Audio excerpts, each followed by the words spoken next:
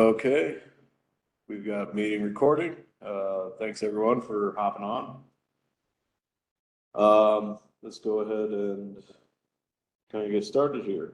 Roll call, we already have people typing their information into the chat. So if you just joined, please get your information into the chat so that we can get a proper attendance. So for the agenda, does anybody have anything additional they would like to add to the agenda that is currently not on there? You got, I'll probably toss you in and the other items, bad word, yeah.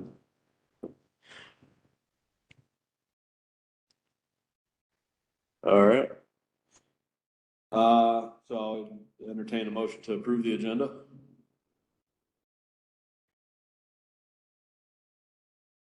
Moved. BJ. Josh seconded. Okay. Motion by BJ, Josh seconds. All in favor? Aye. Aye. Aye. Any Aye. opposed? Do you want those typed, Micah, do you want those typed into the chat or is that fine? Okay. For these, for the general, no, but if there's something right. where we need to count votes, I will ask for that. Sure. Okay. So then let's go ahead and move on to the treasurer's report. All right. So, our current balance right now is $69,070.88. Now, that is a lot higher than it normally is. And the reason for that is I have sent out the site license renewals for the school, and I've gotten back 5 of them. John, I have yours today, so that's why. But that includes UNI and ISU, so that's why those large chunks are on there. We also got our portion of the IGIC conference last year. And that is, let's see if I can.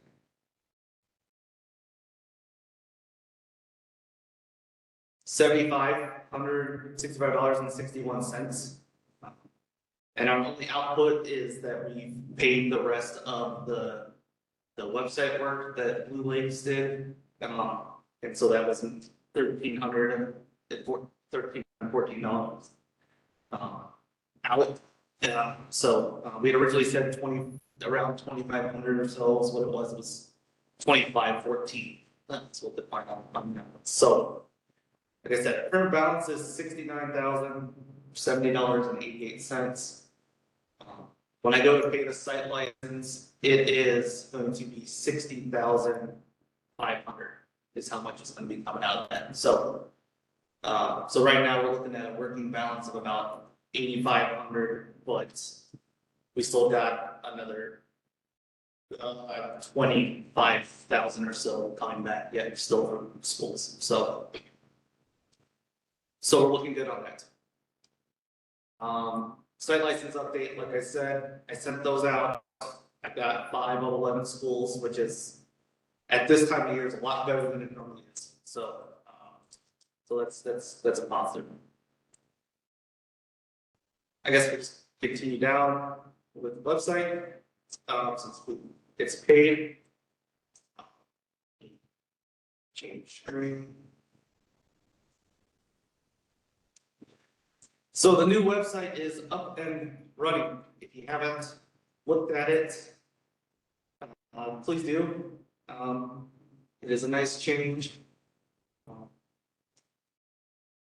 Nice little news stuff going on here. Updated list of events. The job board now shows up on the main page. And then our videos embedded from YouTube showing up at the bottom. Still got the scroller, a lot more links. All the drop downs pretty much before are gone. There's a couple, but that's it. Everything's kind of been formed into more compact pages. So now that the website's actually convert it over. The next bit is to deal with content on the pages. So a lot of old content, a lot of broken links on some of those older pages, some ADA compliance, small time issues with how links are on pages. And there's a few things that just need to kind of chip away at. So that's something that the committee will be doing, over the course of a while. If anybody wants to assist to do any little bits, we're more than willing to take people on as volunteers. It's a WordPress site, very easy to modify. If you have any comments about the pages or anything else on the website, you go to connect. Then there's going to be a form here that you can fill out. And so then that way, that comes to me, and then I will pass it on to the website community. So, any questions in regards to all three of those items: treasurer's report, site license, and website? Josh, how many schools do we have participating in the site license, the Esri site license? How many are on there? Yeah, how many total participants are there? There's 11. 11? 11. Yep. Okay. And we got 5 of them. Okay.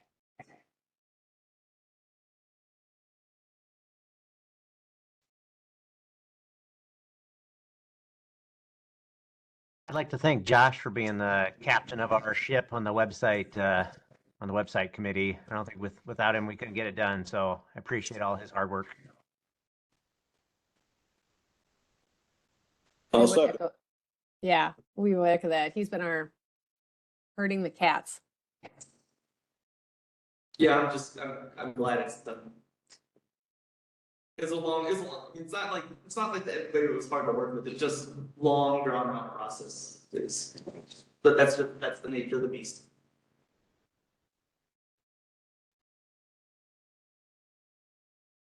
Okay. Thanks, Josh. Okay, moving along. Bylaws discussion. There's been some talk of further reviewing some bylaws. So the exec committee was talking about, kind of reestablishing or kicking off the strategic planning and bylaws committee to go through the bylaws and kind of review some of the bylaws that we have, specifically regarding the committees that we have.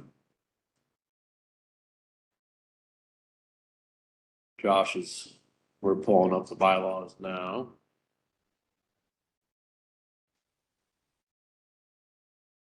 Find the strategic planning one. No, we're probably good there. Yeah, it's still bad. Yeah, it's section 4. So I guess, we're looking at starting up this committee again to go through and review the bylaws on, committees. Kind of do some shop cleaning there, clean up some of the bylaws. The immediate past IGIC chair is the chair of the committee, so once this gets going, I'll probably be in that role. So I guess, and we don't currently have anybody appointed to that committee, correct, Josh? So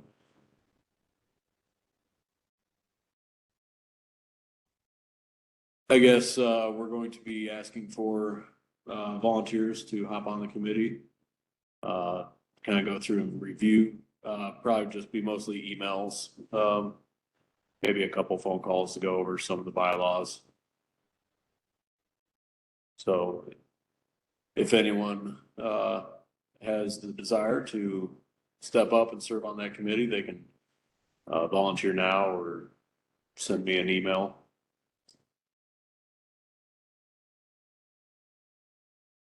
I have a question. This is Robin. Were there specific issues that had come up that caused this need to review? Or is this just a general, let's look it over?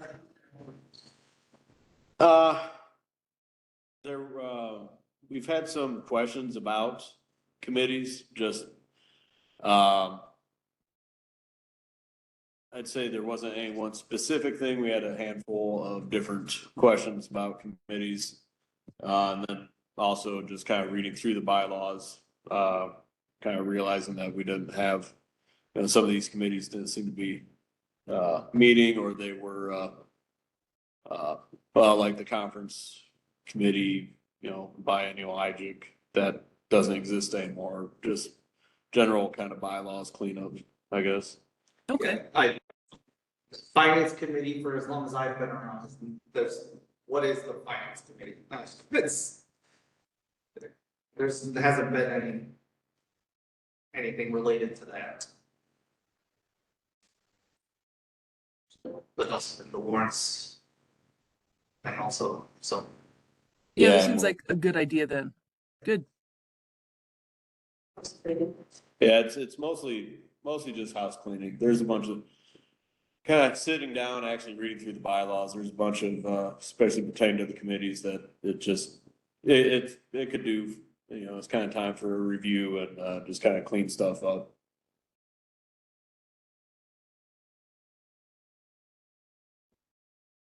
Can't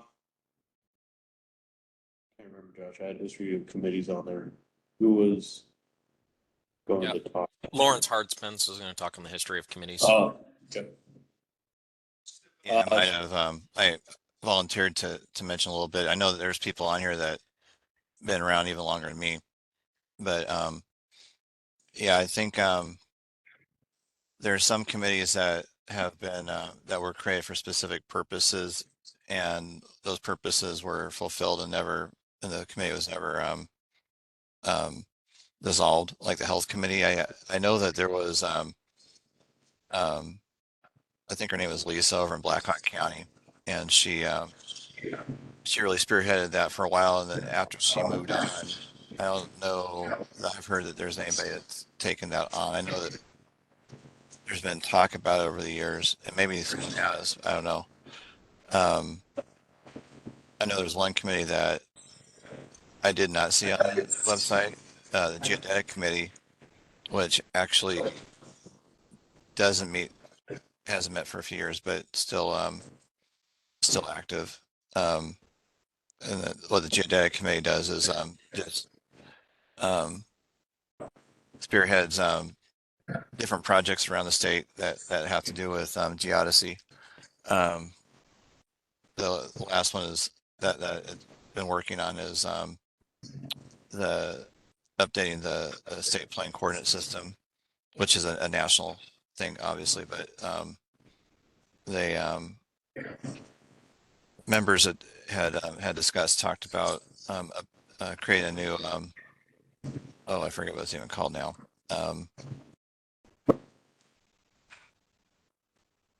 A new 15 zone coordinate system.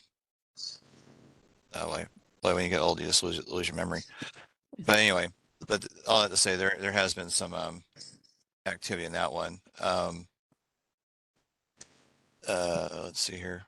I know the Natural Resources Committee, I think that one's been dead for years. It was active when we had more board representation from Natural Resources, but as far as I know, that one hasn't done anything for a long time. And the Remote Sensing Committee, my understanding was that was created to kind of get the different agencies together on statewide photography projects and LiDAR projects. I don't think that, although there's still coordination, I don't think it is done through IGIC anymore. I think that it's done outside of IGIC, that kind of coordination. So that's just a little bit of what I remember of some of these committees that are there.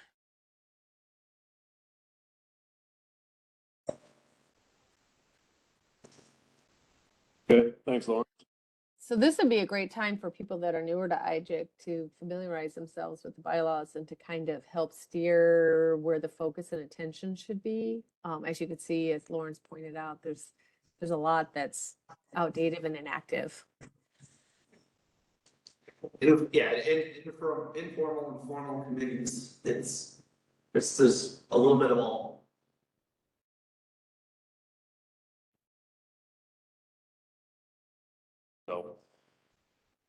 So, yeah, we're gonna get that strategic planning and bylaws committee kind of back off the ground and go through review and kind of clean up everything. So, one committee, is the awards committee. There has been some interest in, bringing back or establishing awards to be handed out at ITAG. So I guess that's something we had done in the past. The last one was at the last IGIC conference, so before ITAG, once. 2016. Yeah, it's 2016. So once ITAG came about, it just kind of, the awards kind of just went to the wayside. Yep, so, we are going to be, looking at starting that back up. Josh, do you want to kind of go over, you mentioned that there were 4 different awards that we had. Let me see here. Yeah, so we had, in the past we had 4 different awards.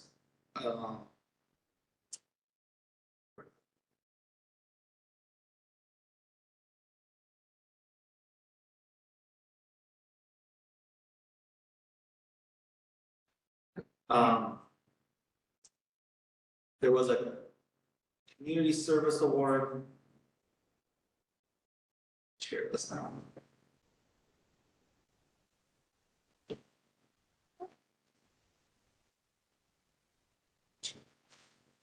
Are you trying to remember them or are you looking up a document? I was trying to remember them and then I figured it'd be easier to bring it up. So There you go. Okay. So we have, there was a community service award. There was an educational service award. There was an innovation service award. Then a distinguished service award. So.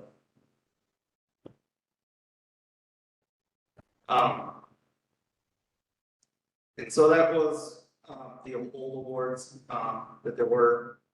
And so,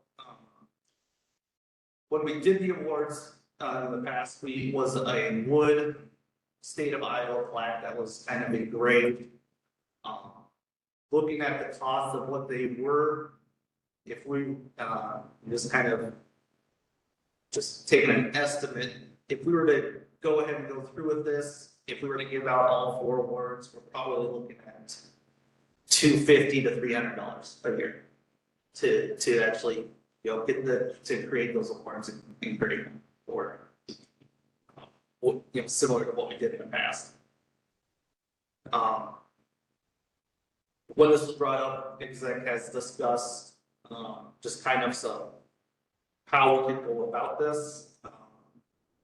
If we wanted to go ahead and do that for this year's ITAG, I believe we actually have the time to still be able to get about a month's worth of nominations in, if we wanted to send it out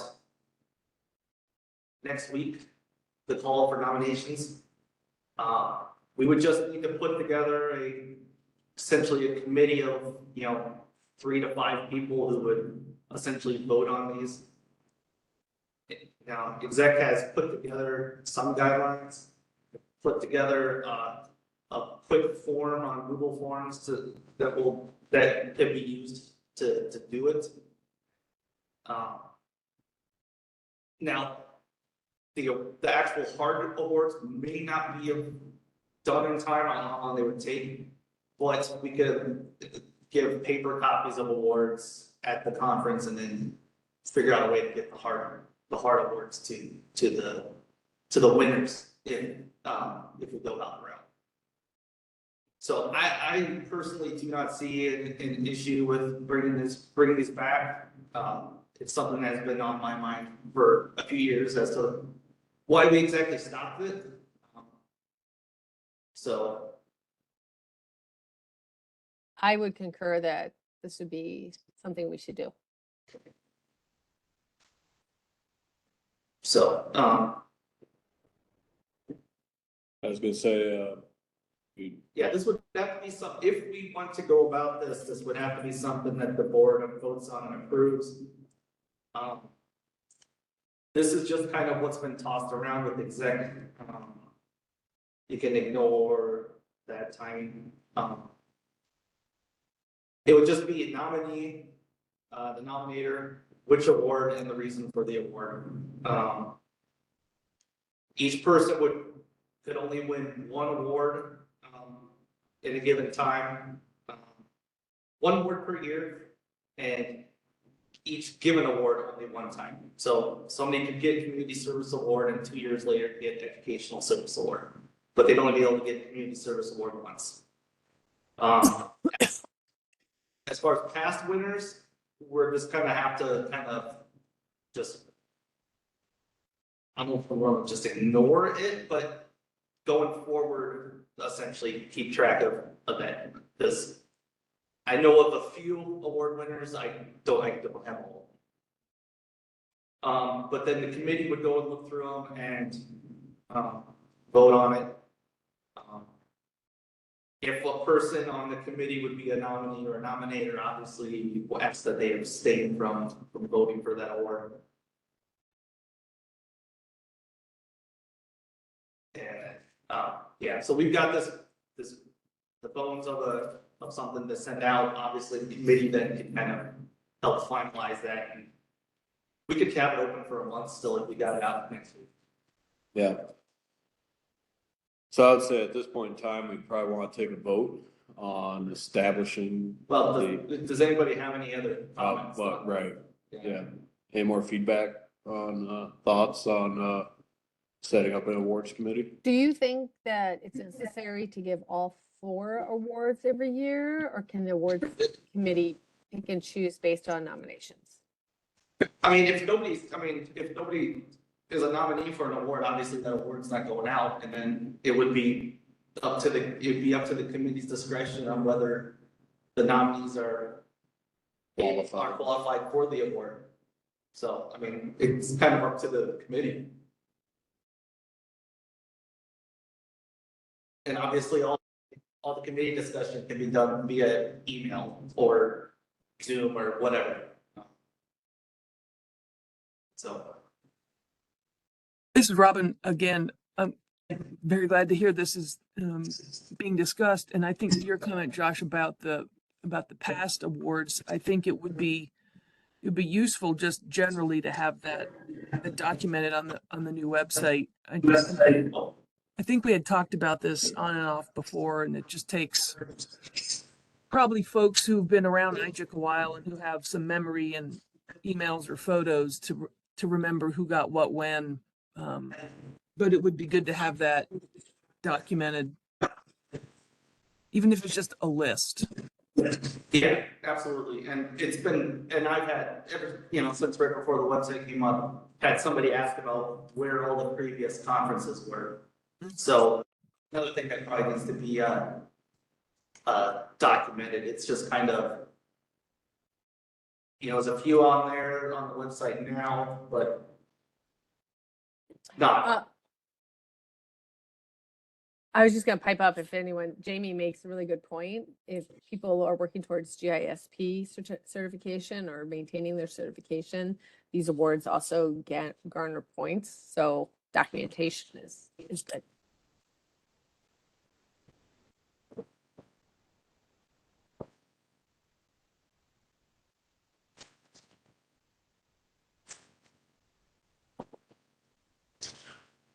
All right, if anybody has anything else,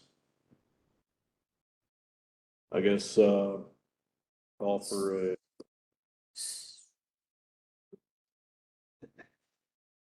I guess we'll call for a vote then for, yeah, we can get a motion for a vote to approve the establishment of an awards committee. I'd motion for a vote. This is Nicole Skippers. Do we have a second? I'll second. This is Brandon Lane. Okay. I guess, all in favor, if you want to type into the chat or say aye. Aye. Aye. Aye. Aye. And Micah, we're, ayes over here on our end. Okay, so yeah, something like this, I just usually, since we have a quorum, and the biggest thing is if anyone thinks we shouldn't, that's the one I need to hear from. Yeah. Okay, so, anyone against? All right. So, yeah, that's the next thing. Who wants to be on the committee? We need somebody to chair it up and then, how many did we want on there? Five? Three to five volunteers to be on the committee. Now, these committee meetings, I imagine would probably be mostly over email, maybe occasionally a Teams call or something, but. And all the exec board asks is that whoever chairs the awards committee is also a board member of IGIC. Yes. Yeah, good point. Thanks, Greg. At the risk of throwing people under the bus, Brandon, I actually thought of you as being someone that might be really good for this because you're, new blood and all.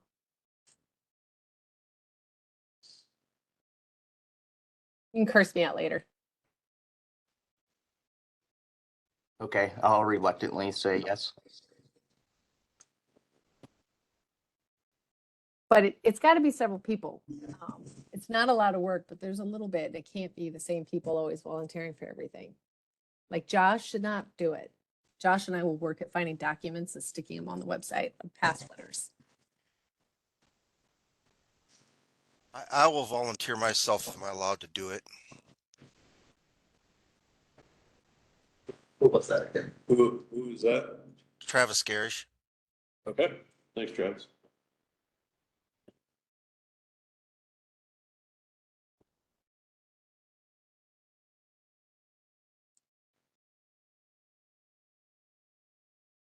And you do not need to be a board member. So we have a lot of people attending that are not officially board members. I threw Brandon on the bus, but he is an IGIC board member. So, and Travis is too. So I just want to point that out to people. Don't be shy. This is an easy, friendly way to, get involved.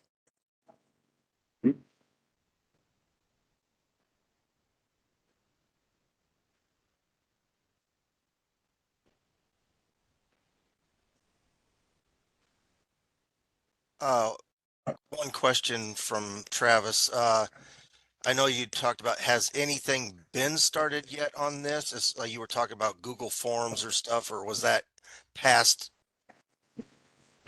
No, it's a start for now. No. So I just created it this past week when exec was talking about it.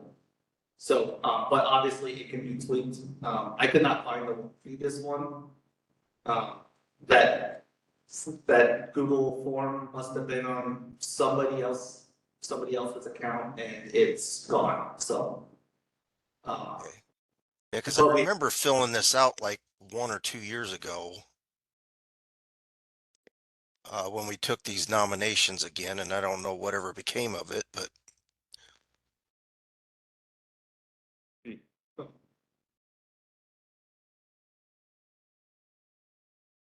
Oh, are you thinking of, there was a Magic Awards thing a few years ago that, the board had to decide on the Magic Awards? Is that what you're thinking of, maybe? Maybe it was that. I know it was something to do with IGIC or GIS Yeah. stuff, so. Yeah, so when Magic did their awards for last year or the conference prior, they had asked the board, they wanted a vote from one vote per state, and so IGIC voted on, it was like everybody on the board voted, and then, so then that way the IGIC would provide one vote for the Magic Awards. I think that's what you might be thinking of.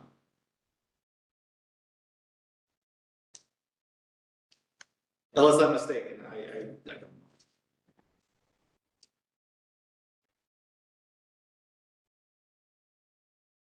Okay, we're up to 2 volunteers for the committee. One last one. Before we start pulling names out of a hat. Jamie has volunteered. Thanks, Jamie.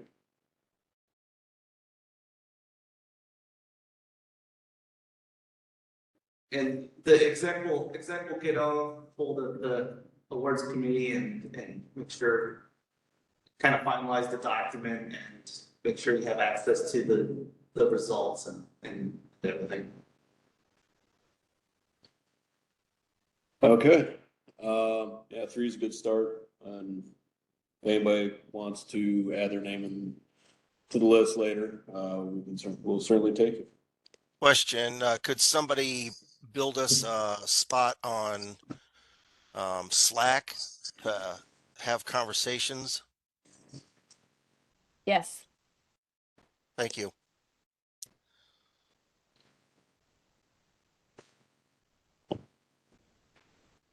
Okay. Hey, this is Joey. Were you taking names for the strategic bylaws committee, or are you doing that separately? Take it out. Yeah, we'll take them now. Hey, I'll jump on that hand grenade. I just don't want to chair it. Jody or Joey, that's you, right? Yeah, don't call me Jody, please. I know. Yeah, I'll jump on that and do that. Okay, yeah, the chair is, per the bylaws, the chair of that committee will be the past chair. So that'll probably fall on me here, pretty quick. Congratulations, you have the bullseye on your back.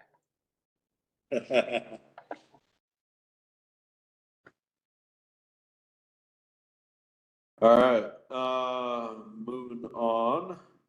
It's that time of year again where we need to start thinking about upcoming vice chair. Vice chair nominations. I guess. We'll vote in July. So if you're interested, you can speak up now. Actually, we do have to probably, I think we do have to vote on secretary and treasurer also. Secretary and treasurer For, vote, take nominations today and vote well, I in think July. we vote on all 3 in July. We vote on all 3 in July. Okay, so we amend yeah, treasurer and secretary positions as well. I guess we can amend the agenda to include them. Yeah. So if you're interested, you can speak up now. I'll run for treasurer again. You have time to think about it. I will say that if you are vice chair, you are guaranteed for the next, you're guaranteed to be with the next board. Because when we have elections next year, chair and vice chair are protected. So you will be on the board for 2 more years after that. Yeah.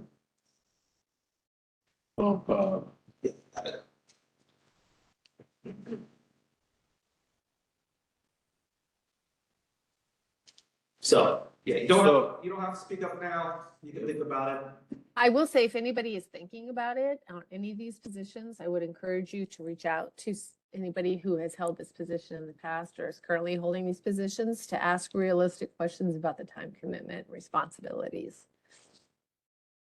I will happily train and hand over the reins to someone else who has any inclination or interest. Believe me. It's not that much of a burden, but I like to spread the love around. This is Nicole Skippers, and I think I'd be interested in doing vice chair. Okay.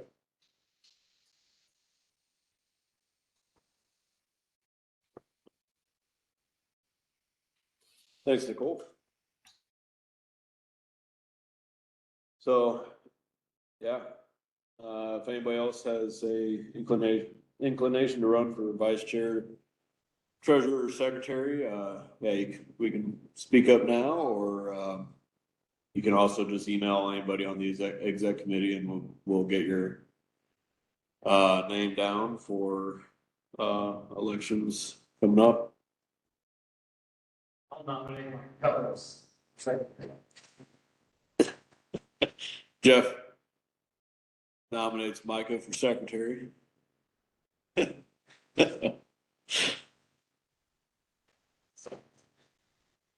All right. Moving on to updates from committees and representatives. First up, Education Committee. Robin or Amy? Well, I see Debbie's on too. Debbie, do you want to talk about the Iowa map contest? Sure. This year, so far, we have Carly McKibben from Waukee, Stephanie Wells from Van Buren County, Jenny Sloan from Ames, and Tricia Applegate from Central Decatur School Districts.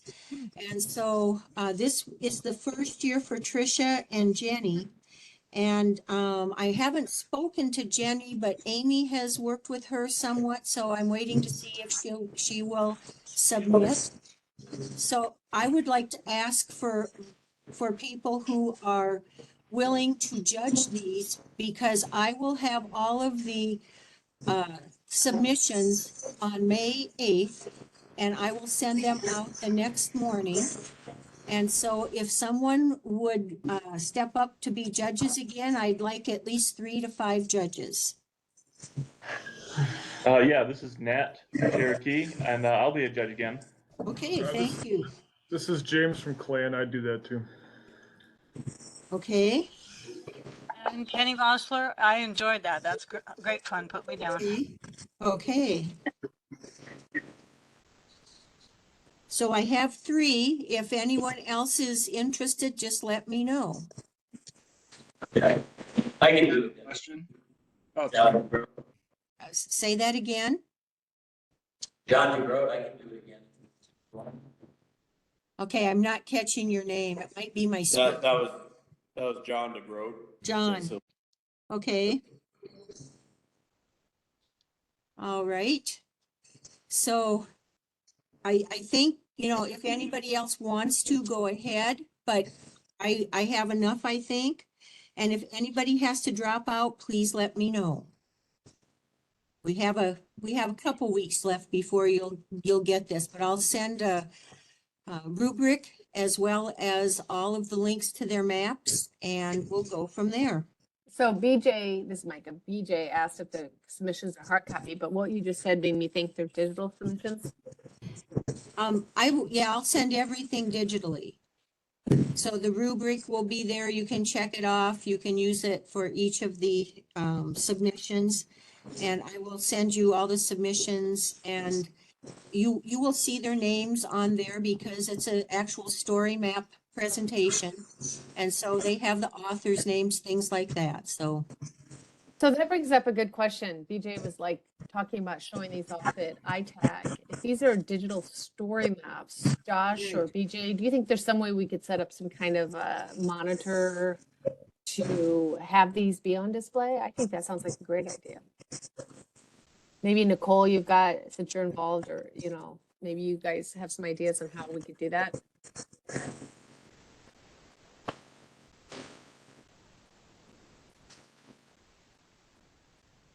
We could take a look at the submissions, and then, we could figure something out to make sure that people get a chance to look at it.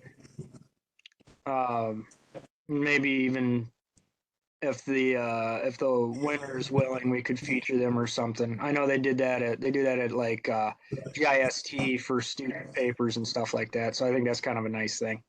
Yep. And I have waivers from parents. They have to sign off for the teachers.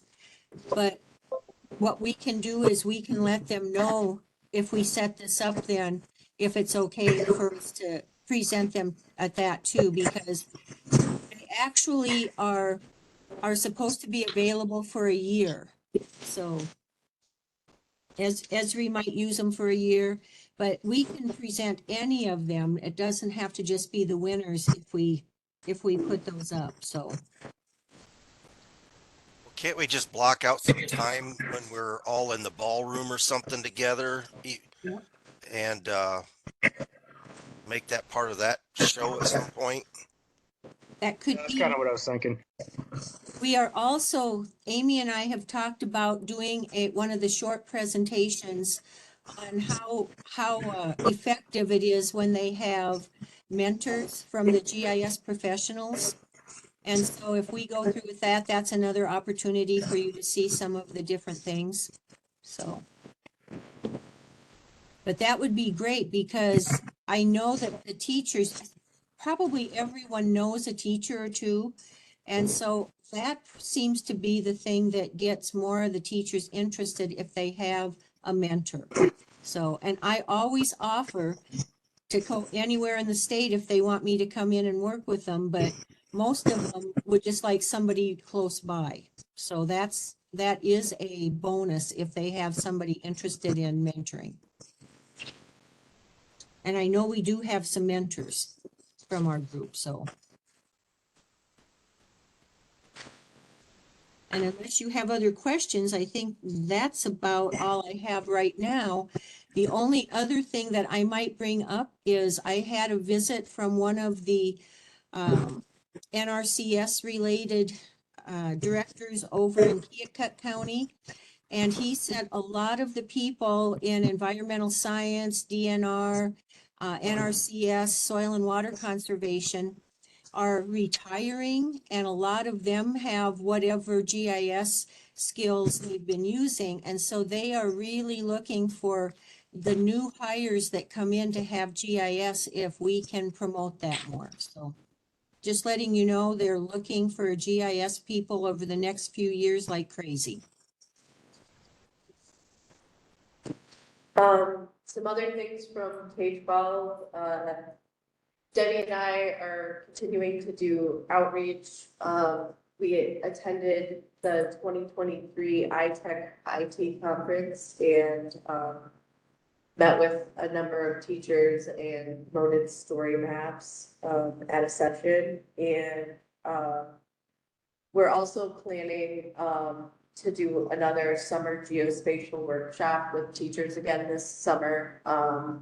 We're working on dates and location, probably something that's more in central Iowa. Last year we did it down at William Penn.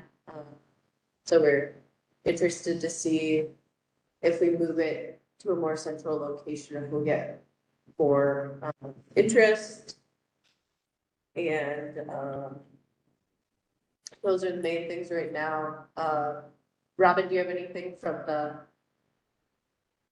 professional? Yeah, from the IGIC member education side, I don't have any really big updates. I know that there'll be education opportunities at ITAG, but since I'm not on the conference committee this year, I don't know the particulars of what those look like. If someone wants to give an update of those, go ahead.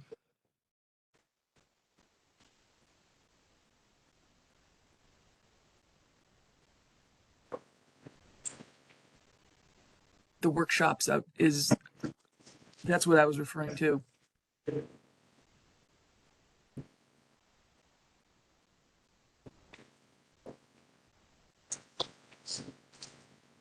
Okay.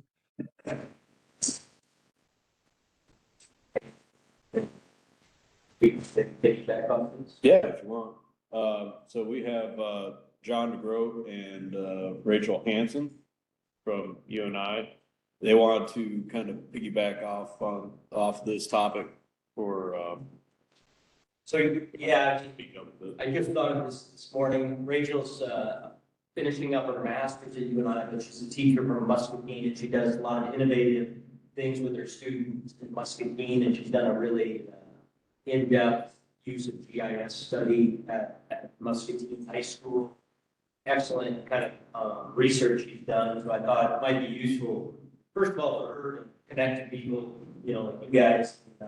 Also, I would say she's a pretty leading teacher in the use of GIS in Iowa, so I thought maybe she could briefly tell about her research and just some of the things she does with GIS and Muscatine. Yeah, so for one, I'm super interested to hear about like these workshops you have planned. I've been a social studies teacher in Iowa for 14 years, but I don't know about any geospatial stuff. So, or like even hydrogen. So like so I'm curious about if you're promoting this through like Steph Walker, who's the new social studies lead for the Department of Ed. She sends out like a huge, it's a massive spreadsheet, it's overwhelming, but she breaks down every workshop opportunity for any social studies teacher and has it like mapped out by date. Same with like the Iowa Council for the Social Studies that happens in October. But yeah, separately. So the research I've been working on, I was in the classroom for 12 years.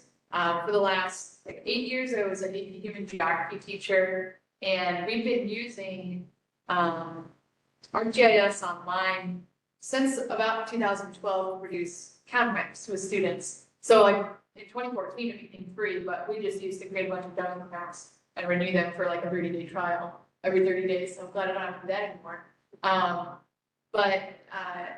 So here I studied the learning progressions that students take when they make a counter map. Like what kinds of spatial skills are they learning? What kind of activities facilitate high levels of geospatial thinking? What kind of activities might scaffold and support? And then like to what extent, when students do make maps, do they see them as a tool to take action in their community? And so kind of just really briefly capture and summarize my research in terms of like spatial thinking skills. I built 8 different counter mapping missions that culminated in students making a map that they could use to address an issue in their community. And we found that oftentimes the ability for students to make a good map at the end hinged on their ability to do high levels of spatial thinking early on with teacher support. So, you know, for example, we created 3 teacher-guided spatial inquiries. One where students mapped assets in their community just on paper, so just low tech, just learning how do you map and plot points on a paper map. Then we had them geotag murals in the community and learn how to upload those points into ArcGIS online. So we went from paper to online, and then a third teacher-led inquiry on environmental justice, looking at proximity basically to a factory based on several different demographic factors. So students learned how to do really simple things like make a heat map, use buffers, and then in the end they got to make a project of their own.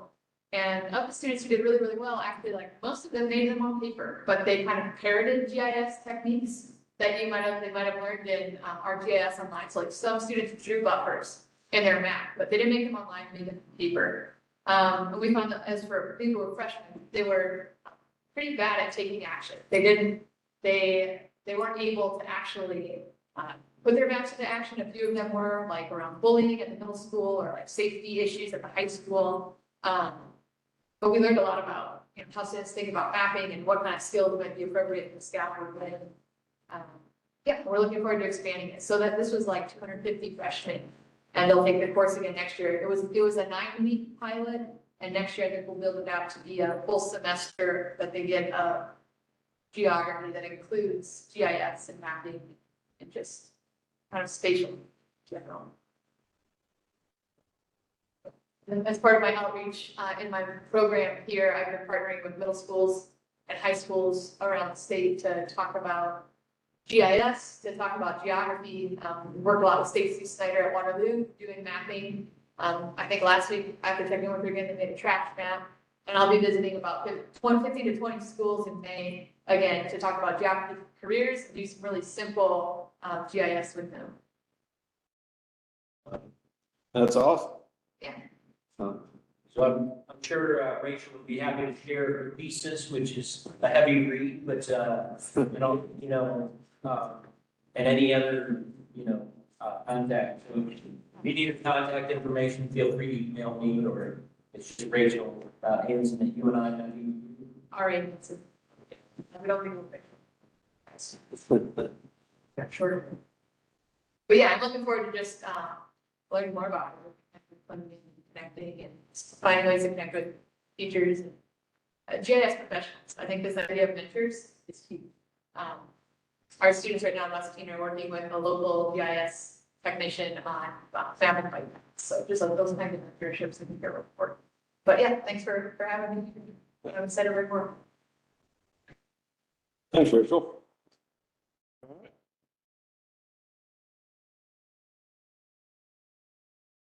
Okay.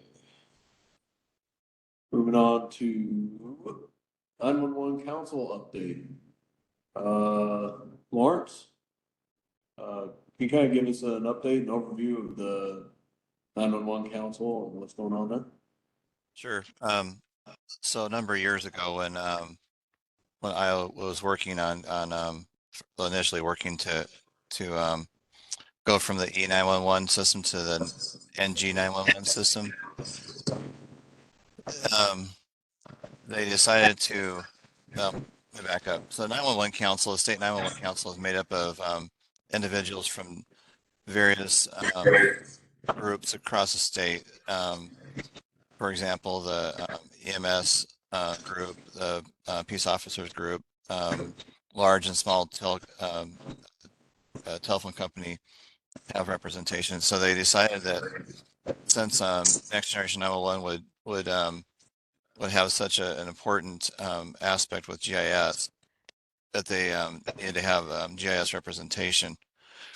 And so that's when the 911 state coordinator or director spoke with IGIC and decided IGIC needed to have representation on the council. It was something I was appointed to years ago. I don't necessarily have to stay on that if others feel that there's a need to, someone who's more active in IGIC to be a part of that. That's absolutely fine. But you would just need to coordinate that with the 911 director. But I know that the biggest, I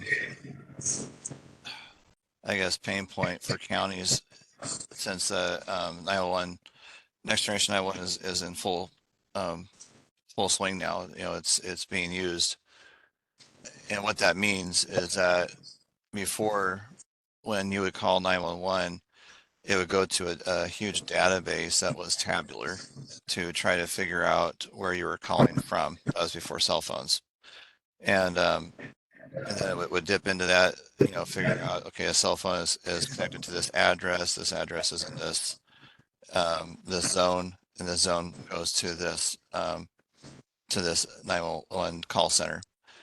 And now, as I think anybody who works in the counties or cities, they know that now that's been changed, and now they get uploads of all the streets and address points from each county, and that goes into a huge, well, I can't say huge, but it's into a central repository that is kept up by a private company called Geocom, which we all probably know who that is. And they massage the data and they put that into a repository that is used by the state of Iowa for their Next Generation 911. That's just a real quick, probably not. Anyway, if there's any questions, let me know.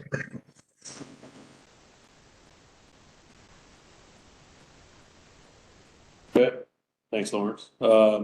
Anybody have any questions for Lawrence?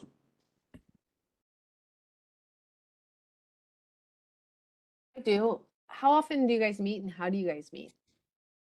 So the 911 Council meets once a month, the second Thursday of each month. And it meets in person with a remote option that COVID actually changed that. It was that there was always a remote option, but the council members always were required to be there in person up until then. Now it's an option to either for a council member to attend in person or remotely.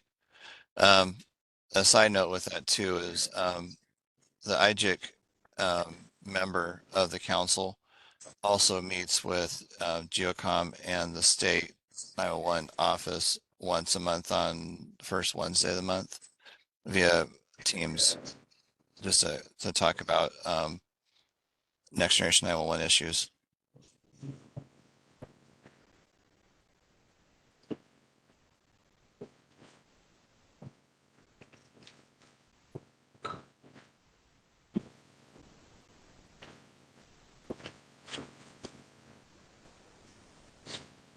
Any other questions?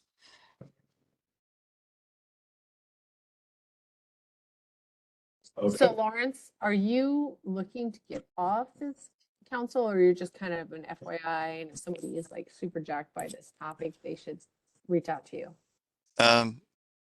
Yeah, my job has changed over the years. I'm not really in 911 on my job anymore. So I'm happy to serve on the council as long as everyone else is happy to have me there. But at the same time, I realize that there may be those that might be a little more in closer to that, which I if they are, then definitely have a conversation with you can have a conversation with me, and you probably would need to talk to there goes my memory again. Blake? Don Paoli, Don. which is Blake's superior, and Blake Duracci. He's the 911 coordinator for the state. So is this something, if there was somebody interested in, they would have to step forward and the board would choose if they want them to go forward? I'm trying to figure out the logistics of how it would work if they're... Yeah, so, I mean, this kind of goes towards the bylaws. It's, it's honestly, when Greg brought this to our attention also that Lawrence was doing this, and some of us were, okay, we didn't really know about this, or couldn't remember it, so, I guess if somebody else wanted to do it, the board probably should just at least give approval. Just to be safe, I guess. But it's probably something that probably needs to be looked at if an IGIC person is going to be on that council for foreseeable future, then that's probably something we probably should hard code into the bylaws. Yeah, I don't know that this is really a how do I say this? This was something that the state wanted to have representation from IGIC. It wasn't like IGIC created this. There was a 911 committee within IGIC, which did meet a couple times, and then what the state wanted to kind of take more control over that as far as 911 activities, if that makes sense. And so they've even though it's like an IGIC representation, it's not IGIC appointed. Does that make sense? I think it would be the same with any of the other representation in the 911 council, that these people are members of different different organizations that that have to do with their with their expertise.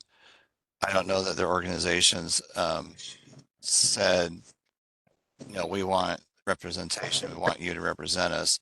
I'm not saying it's wrong to do it that way. I'm just saying that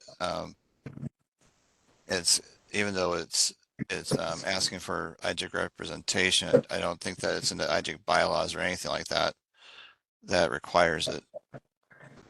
I feel like this would just be an IGIC board vote. Yes, we, the board, say you should represent us, whoever that person is.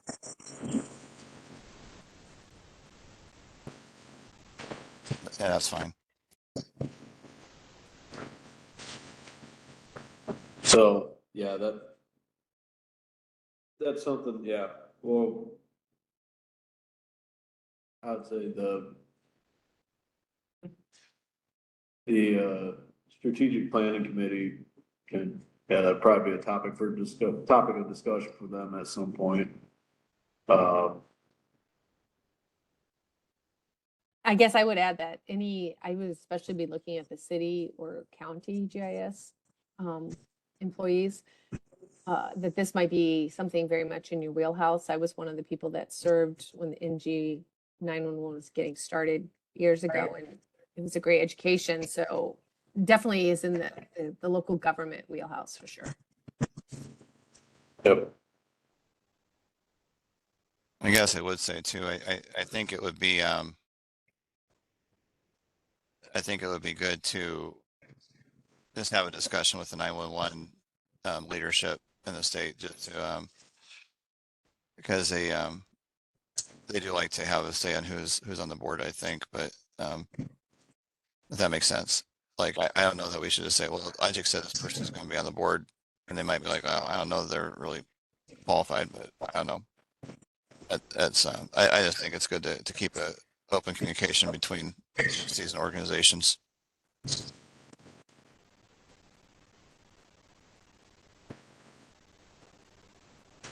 All right, if you're interested, reach out to Lawrence, and then we'll keep the ball moving for that. Yep. Sounds good.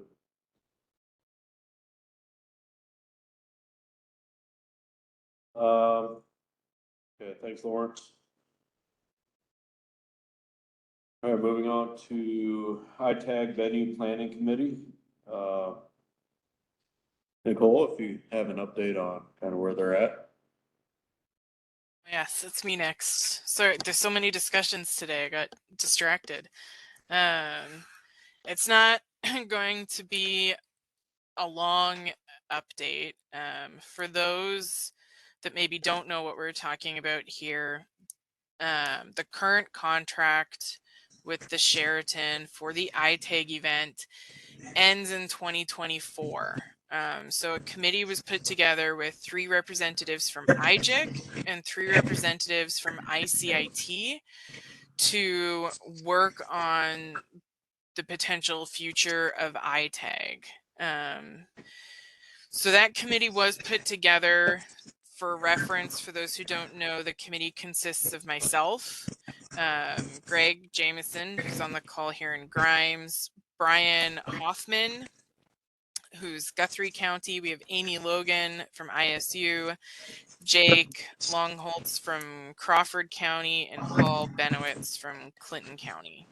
So we meet right now every 2 weeks.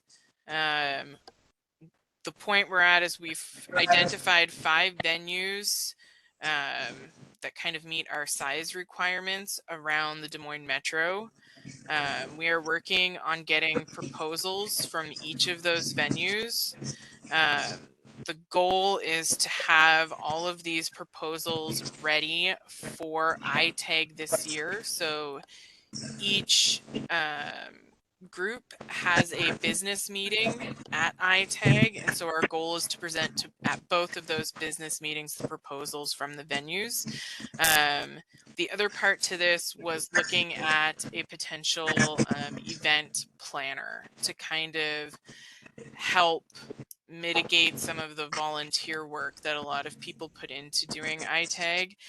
So we've been reaching out to some of those to start gauging what the cost of an event planner would be. And so that's kind of where we're at and what we're aiming for right now.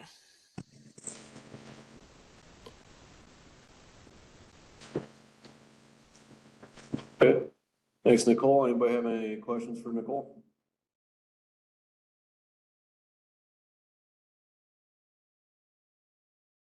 Okay.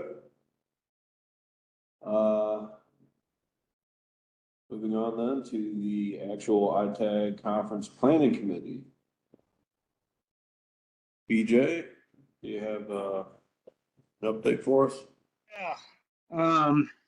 We continue to meet and we are finishing up some of the final details for the conference.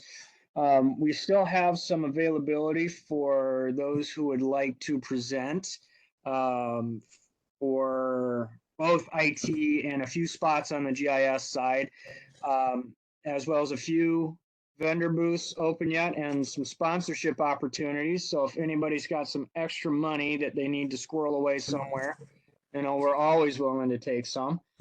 I think as Nicole mentioned, this will be the second to last, could be the second to last at the Sheridan in West Des Moines. We do have new this year a Tuesday evening sort of informal kickoff event at 515, bike and brew event. Ride your bike down there or catch a ride down there. That should be a lot of fun if you're around on Tuesday. Otherwise, it's getting kicked off Wednesday. And if anybody has any questions, please let me know.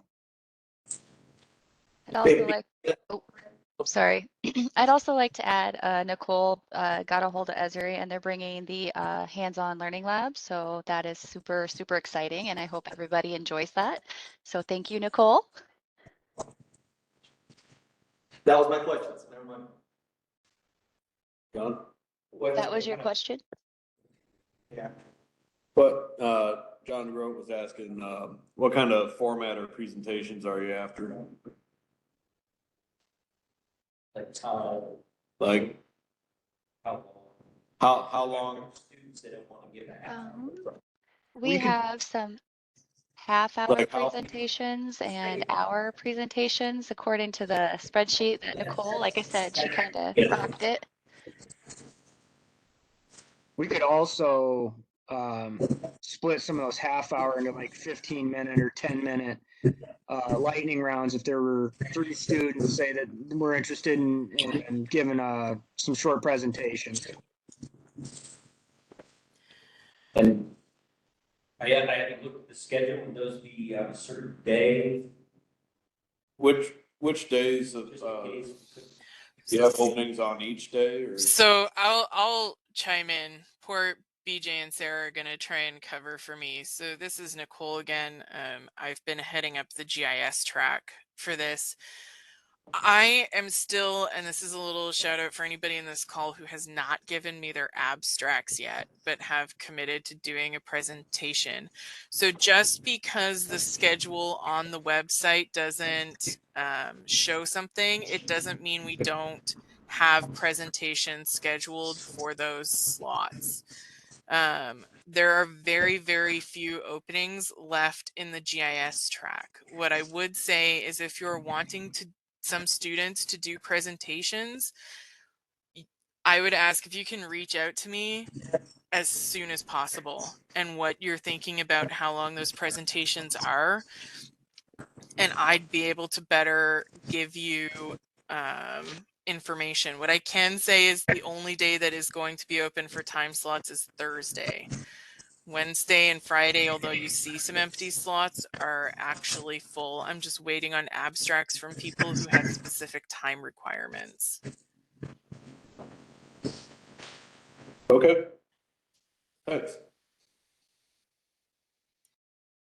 Nicole, so is you said that not everything's on the website. Is that true for the IT sessions? Because there's like nothing on the IT tracks, and I guess to me that's kind of personally concerning. I don't know why that's the case, I guess. Do you know? Sarah might know more on this one. I know they just haven't started filling in those yet, but I do know they have presentations scheduled. I don't know what they are. I don't know all the details for them. I think Dalton put them in on the master sheet and then just needs to put them on WordPress. So I know he's out today. I will make sure I talk to him about that, or maybe if I get some time this afternoon, I can start putting them in for him where he has them on that master document. Okay, sounds good. Thanks.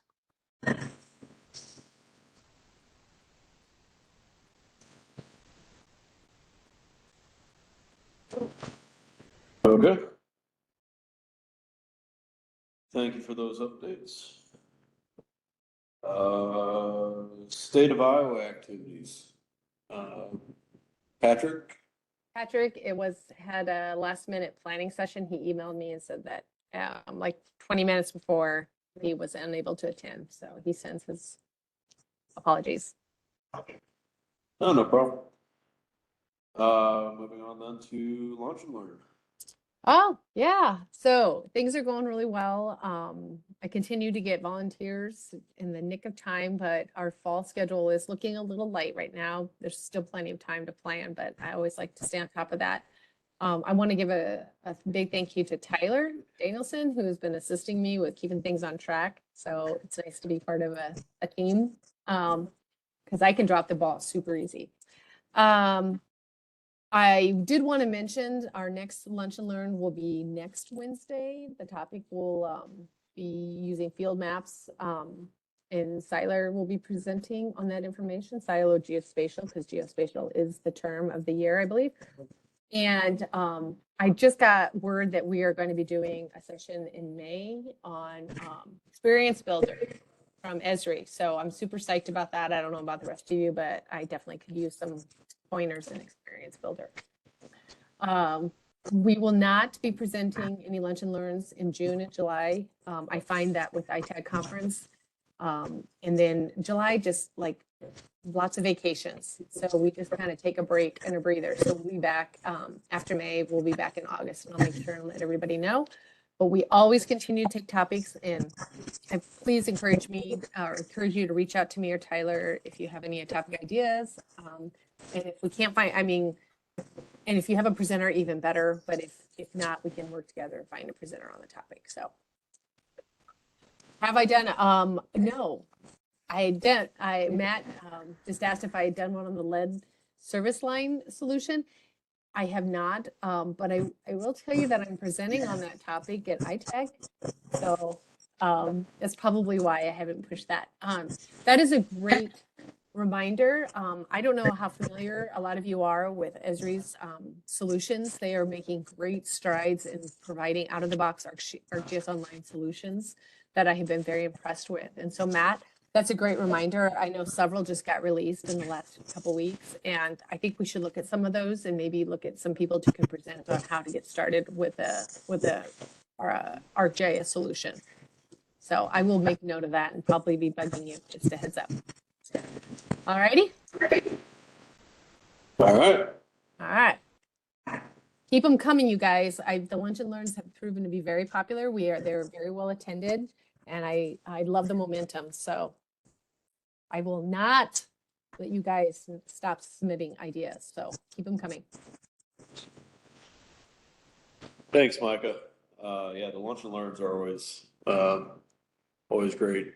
I really enjoy joining in on them, watching them. If I can't join in, watching them after the fact. They're a great resource, so appreciate it. Moving on to other projects, conferences, representatives, regional user groups. I will step in and just say the Eastern Iowa Regional User Group will be meeting in November. The 15th or 16th, give me just a second, pull that up.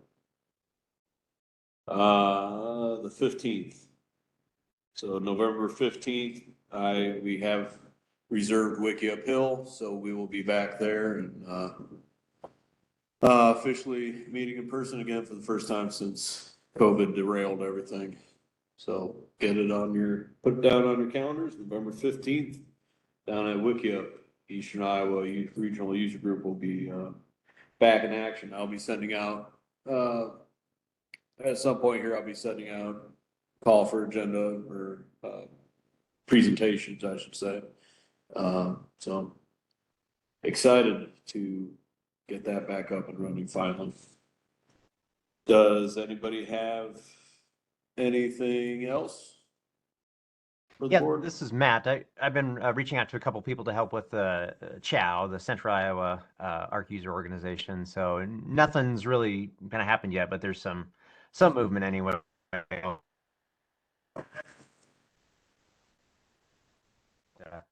That's good work on you. So I'll keep you guys updated though. All right. Thanks, Matt. Anyone else?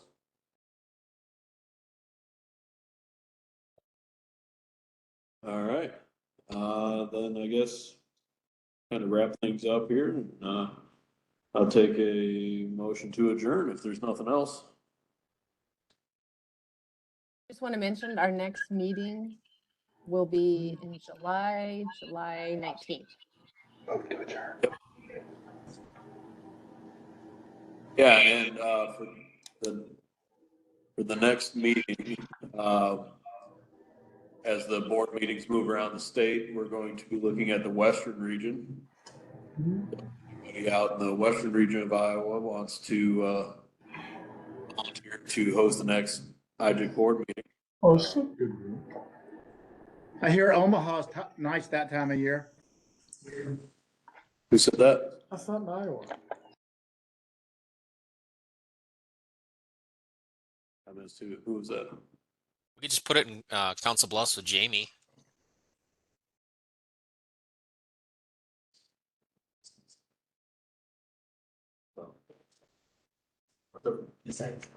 Yep, so we'll get some volunteers and we'll make a decision. Yeah, we'll make a decision and have that announcement out shortly, so. With that, I'll take a motion to adjourn. I'm sorry, I keep interrupting you, Ben. We will get to that motion, but I also want to mention, it was mentioned before, but there will be a business meeting at our ITech conference. So as you look at the agenda, Oh, for yes. the days after lunch, there'll be, this is not going to be an official board meeting. I don't think we even vote on anything generally, but it's just a gathering in person at ITech. Yes. That, And then there's also post-conference, a joint IGIC meeting at the end of the conference on Friday as well. All right. I do want to say thanks to everybody who has volunteered and everybody else who's doing things on behalf of IGIC. It's really great to see all this activity here today. And thanks for all that who shared. And with that, I motion to adjourn the meeting. Do I have a second? Got Jeff Miller second. All in favor? Aye. We're gonna be into the meeting. Aye. Opposed? Aye.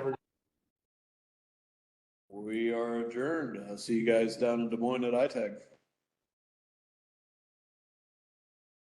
Thanks, everybody. Thanks, everybody.